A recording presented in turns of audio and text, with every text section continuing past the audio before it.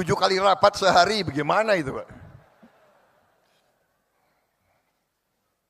Apalagi kita ini kalau diajak, ini menteri-menteri jujur ya, pada begini kan kalau diajak beliau, Pak, pada ngeri Pak, diajak Bapak keliling Pak itu. Waduh ini, nggak bisa tidur katanya.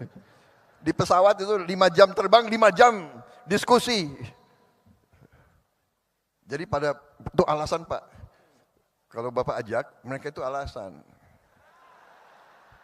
Bapak Presiden kami jemput di Merauke. Nah, dia mau terbang duluan, nggak berani terbang sama Pak Jokowi. Akal kalian, aku sudah tahu ini. Pak maaf Pak, karena Bapak pilih orang-orang hebat, mungkin sebagian dari mereka di kabinet saya Pak nanti ini. Tapi saya sudah tahu akal kalian. Kalau diajak Pak Jokowi, kami mendahului Pak. Kami akan jemput Bapak. Bukan jemput Bapak, dia takut diajak itu. Download Tribun X sekarang.